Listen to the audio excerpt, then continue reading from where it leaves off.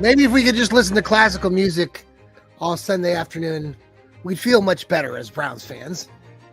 Welcome to the Fanatical Elves post-game show. Yeah, we're talking about the Cleveland Brownies and their dismal, pathetic performance against the Washington Commanders as they get toasted 34-13.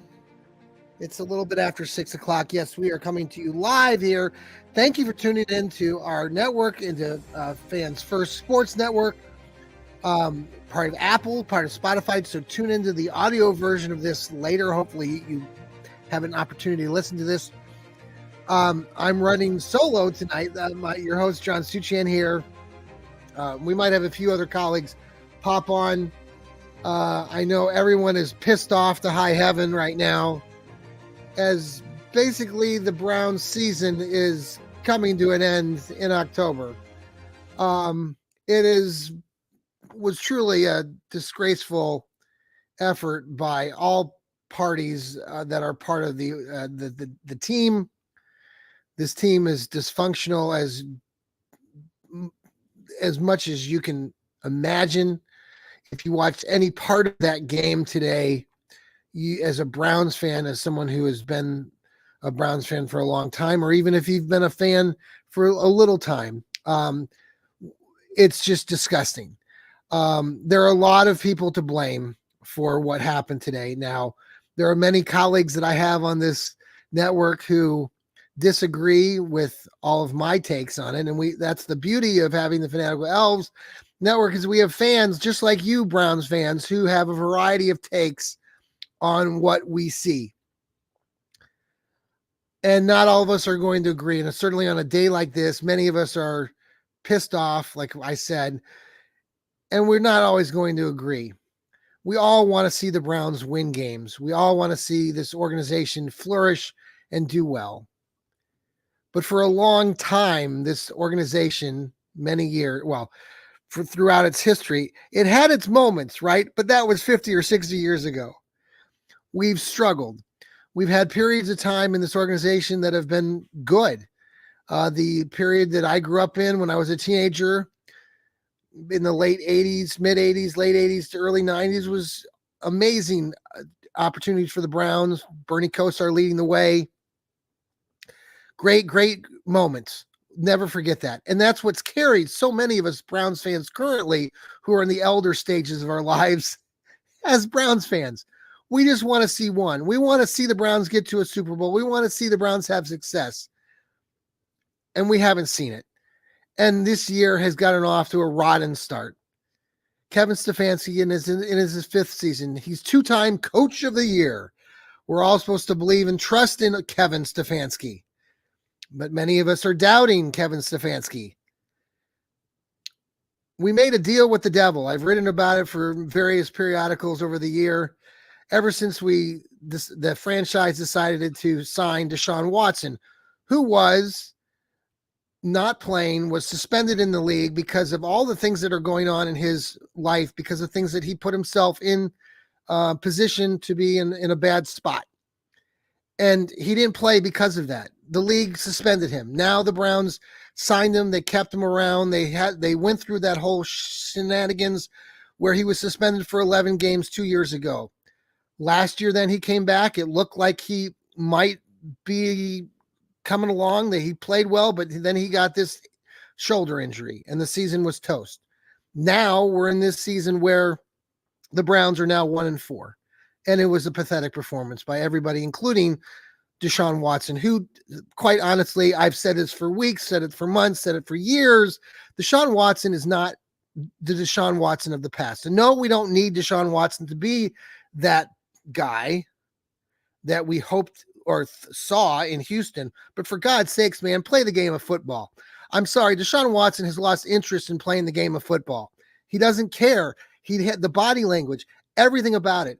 And when everybody else starts saying, well, it's this part of the team, the offensive line, or we don't have a run game, or the defense, fell through.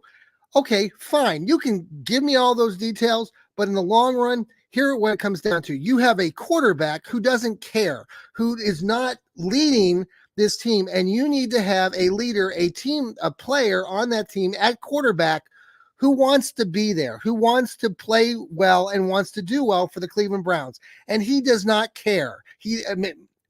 Maybe he cares, but we're not seeing it. And everybody who's out there who's dissing us Browns fans because we want to see a winner, I don't understand why you are griping about it. Deshaun Watson is not the guy. We have all come to that. If you can't come to that conclusion and see that he's not the guy, other people are going to say, well, it's the offense. It's the play calling. It's the design. Stefanski's not doing this or he's not doing that. It comes down to what's going on in the field. Are you watching the games? When you are watching the games, you can see with your very two eyes, all of you can, that Watson just does not have command of that team. There's no energy. There's no excitement. It's just, he has a towel on his head every opportunity he has on the sideline. He's not energized. He's not interacting with the other players. It's just a dud. Late in the game, I saw Amari Cooper after, I think they scored a touchdown. Their lone score. I'm trying to think who scored that touchdown. He threw a pass to Atkins, the tight end. Watson did. Cooper gave him kind of a pound fist. You don't see Watson going out on his way doing those sorts of things. And maybe he's doing it and we're not seeing it on the camera, but for God's sakes, it just does not feel like that. There's no energy. There's no drive. Nobody, all of you who are, complaining on social media and talking about this, see the same damn thing, and you're talking about the same damn thing. After the game, Stefanski, of course, boneheaded as he is as the coach. It's my fault. I got to be better. I got to be a better coach. We're not changing at quarterback. We're not changing. Okay, fine. You don't want to change quarterback, so be it. You want to run this thing into the ground, so be it. You're going to be 1-8, 1-9. You might not win another game this season. Adios, Kevin. You're not going to last. I mean, that's what we're coming down to. The decision right now is, does Kevin want to stay in Cleveland too, or does he want to get canned? Because honestly, who's going first? Is Watson being released, or the Browns going to part ways with him at some point? They just got to burn the money. I mean, they screwed up. They paid this guy $230 million. They just have to part ways. And or does Kevin Stefanski get fired? He's in his 5th season. Do they give him the season? If they give him the season and they end up winning a couple games this season, do they bring him back? I don't know. Very, very frustrating. A lot of you will point to all these things. Well, it's just not Watson. We can't put this all on Watson. And last week we were saying, no, it wasn't on Watson. But if you look at these last, 5 games, 4 of the 5 games, or 3 of the 5 games, you can go back and say that has a lot to do with Watson. Watson had time today, folks. He holds on to the ball way too long. You see it, I see it. That line gives him opportunities. And then some of you will say, well, the offensive or the players, the design, the wide receivers aren't breaking open. They're not doing their job. Bull crap. Come on, man. Watson is holding on to the ball. The timing of plays gets ruined because that kid is scared to play football. He is seeing ghosts. We've been talking about this endlessly, and it's not going to change anytime soon. You got 12 weeks more of football. Browns fans like myself, we're just going to be finding something else to do on Sundays. And it's really sad. It's sad because we're really building up this season to something, again, special, but we got fooled again. And the people that are still hanging on to Watson and saying, well, we can't part ways with Watson, you're going to have to. And I know some people don't care about the fans. We don't care about the fans. We just want this team to win. Well, you should care about the fans. The fans, us, the Browns fans, are the ones who pay the money, go to the stadium, and want to see a good product. And if the owners just want to blow that off, which I don't think they will, then everyone's fooling themselves. Watson is not going to be here. He can't be here for any longer than this season. I would, I don't know what Kevin Stefanski wants to do. Does he want to keep his job in Cleveland, or should he just move on? You know, the biggest issue right now is this marriage between Stefanski and Watson. It's just not going to work. You saw it today. It's like the beginning of the third quarter. The defense, you know, people want to put down the defense for, you know, failing on their end or not tackling or whatever. Yeah, I see that on moments. But you're asking a defense, you're putting them in a position because your offense and Deshaun Watson specifically are terrible.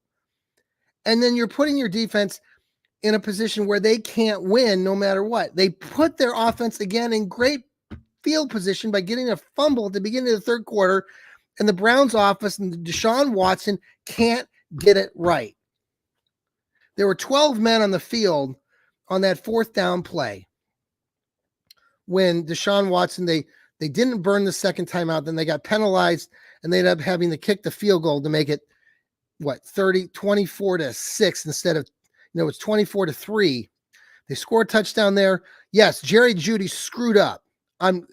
He's a wide receiver and should not drop that pass. But all of you are ignoring the 5 other passes that were being thrown to Amari Cooper in the first half that had no chance to get to Amari Cooper because Deshaun Watson can't throw the ball with any kind of accuracy. He's terrible. And what about that throw in the second quarter that he tried to throw to this David Njoku? I mean, he looked like he was a 12-year-old trying to throw the ball in a 6th grade pickup football game. That was crap. Deshaun Watson is a mess. So when they got that ball, first and goal, you knew they weren't going to go anywhere. I mean, I'm sitting back going, it's just terrible. You put a different quarterback in there, even P.J. Walker, and I swear to God that the Browns would have scored a touchdown. That's how messed up this Browns team is with Deshaun Watson. All right, let's pause for a quick break here on the post-game show as we're talking about the dismal performance of the Cleveland Browns against the Washington Commanders as they get laughed at 34-13. We'll be right back.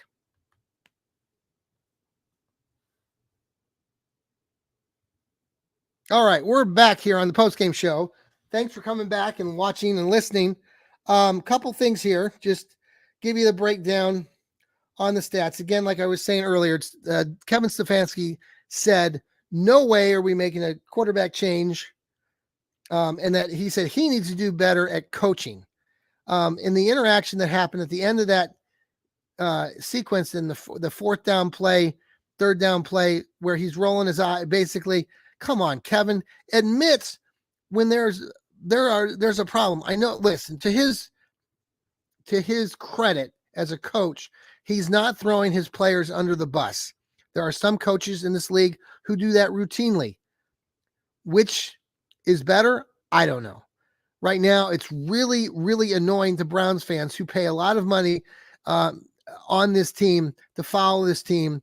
And it's just bad. It's just bad football.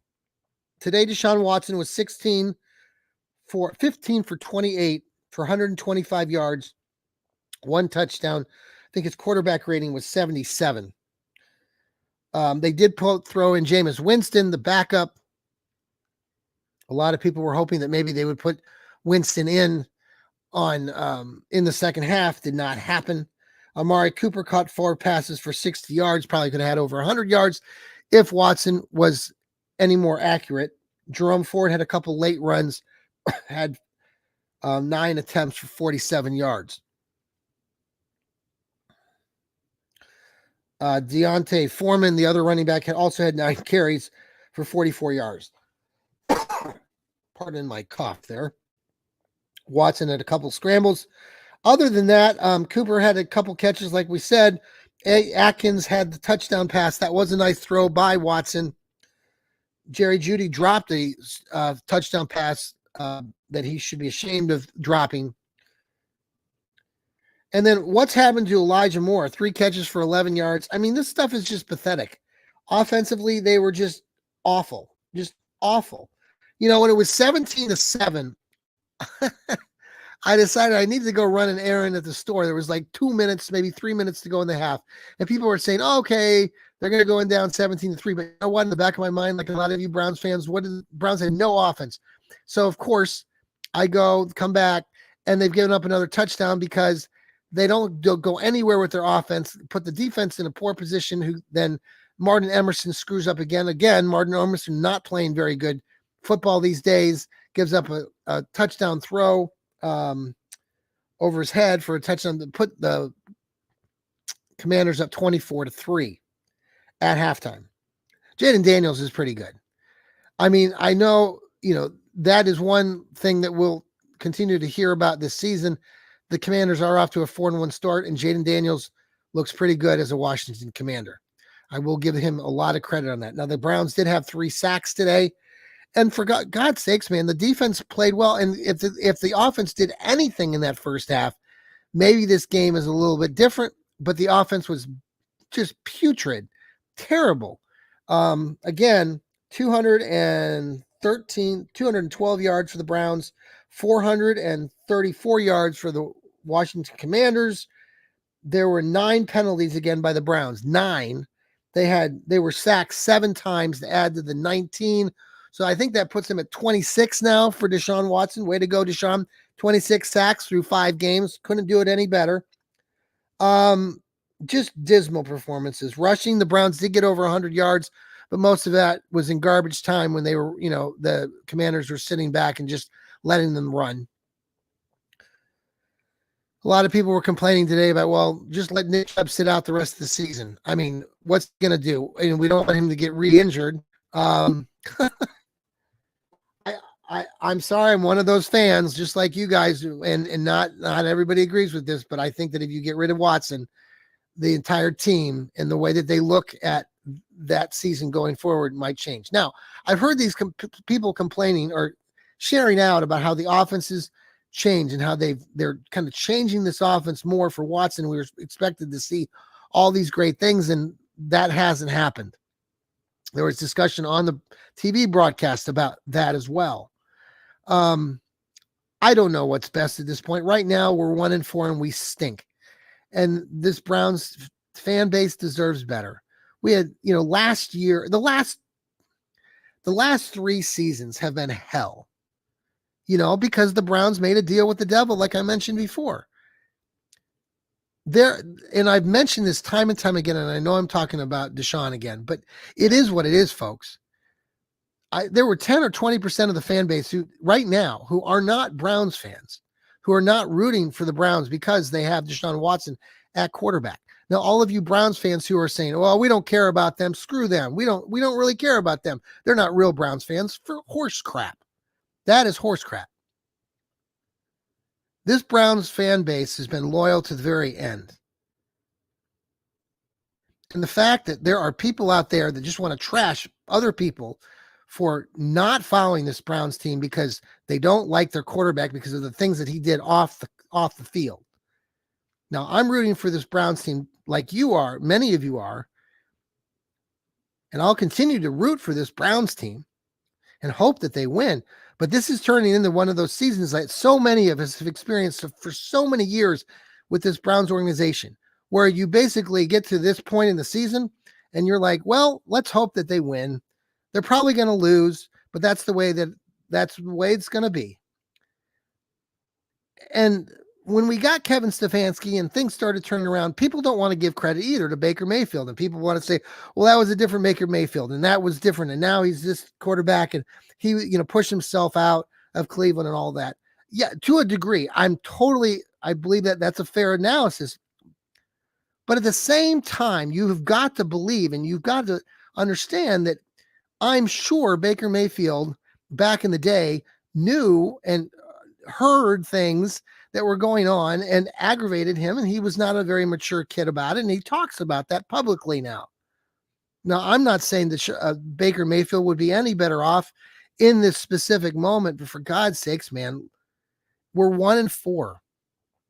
Okay. I know it sucks to lose, and anytime any team loses, it's hard to get out of that losing streak and build or get better. But there's nothing with this Browns team, nothing. And you hear it and you see it by all these other people that follow this team. What exactly are we rooting for? Who are we rooting for? You don't see anybody on this Browns team who, is fun to root for. I mean, at least last year we had Flacco Mania and PJ Walker, for God's sakes. Kevin Stefanski, you could root for him a little bit because you thought, he kind of understood the game. But, man, everyone's getting agitated. Jim Schwartz just looks pissed off all the time when he's on the sideline, with his defense. I don't know what's going on. I mean, he had a good record against rookie quarterbacks coming into this game. They showed some stat at the beginning of the game where I think they said he was 19-5 overall against rookie quarterbacks with defenses that he's had in the past. Well, obviously that went to hell in the handbasket. This Browns team needs a lot of work. Now, it's far greater, and I agree with those people who are still saying it's bigger than just Deshaun Watson. Yeah, I get it. It's bigger. But the elephant in the room is Deshaun Watson, and if you can't agree to that or see it as plain as day as most Browns fans do, I don't know what you are watching. You can complain about the line, but the line today gave Deshaun Watson opportunity after opportunity, especially early in that game. I will go back and rewatch every play of that game if I have to, but I swear to God, Deshaun Watson had plenty of opportunities. He's not seeing the field. He's not seeing players. He's not actively in mode where he can deliver the ball precisely.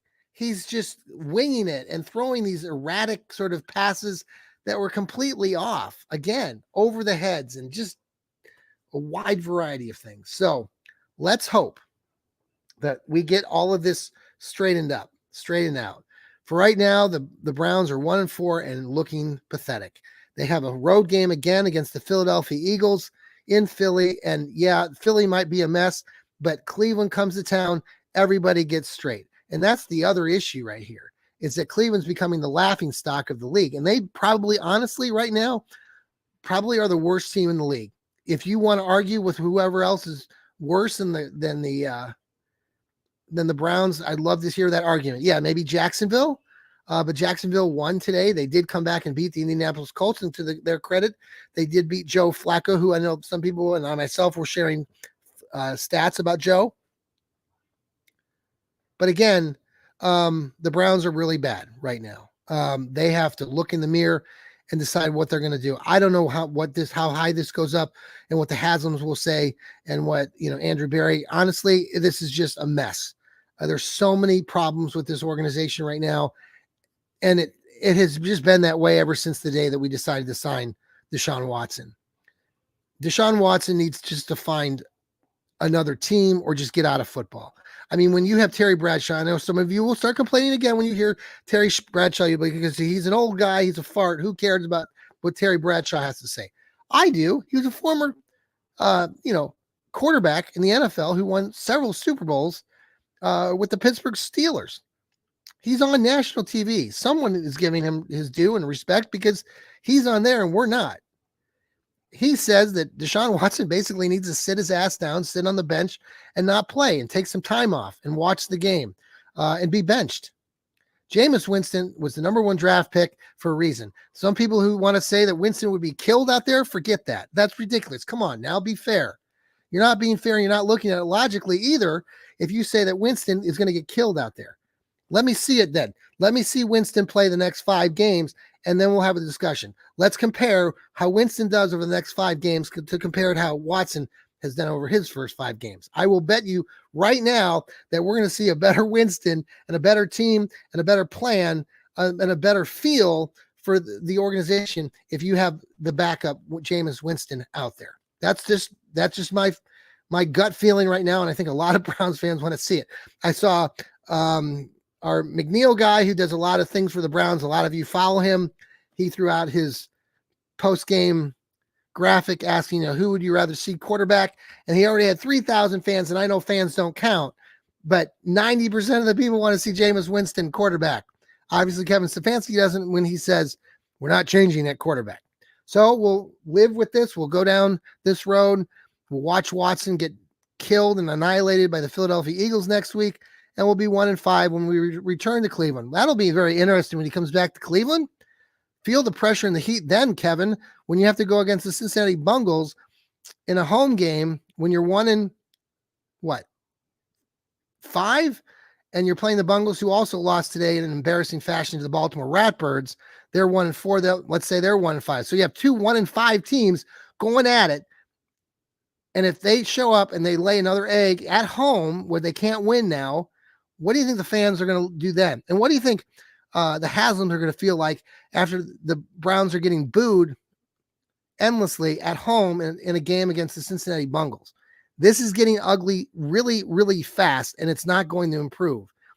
And there have been a lot of people talking about the 0-16 and 1-17 seasons, and that's not very far off from how a lot of us are feeling right now. The issue then was you had inexperienced players like, Deshaun Kaiser at quarterback. Deshaun Kaiser could give Deshaun Watson a run for his money right now if you were watching today's game. We'll see what happens next week, but I don't expect a lot of greatness. It will probably be much of the same. We will be bringing you more shows, more insight. There are many of us here on the programming who have a variety of takes, different takes from me being the wild and crazy fan that I am. Tomorrow night, we'll have Stirring the Pot with Lou Marconi and myself. We're sure to be stirring the pot then. We got Steve Gill with his Dog Pound South show tomorrow that will be coming out tomorrow morning. So look forward to that. Steve is the more level-headed of all of us Browns fans, so I look forward to hearing what his takes are. Jarrell Flint with the Dog Food Radio, Rod Bloom with the Browns Blitz, East Bank Sports Show with Noah Olson, Sam with his Browns breakdowns, and Breezy Browns Talk with Sherry, our Browns fangirl. Folks, thank you for joining us here on the Browns post-game show, where they go down to defeat in an embarrassing fashion, 34-13 against the Washington Commanders. We'll see what happens next week. Go Browns!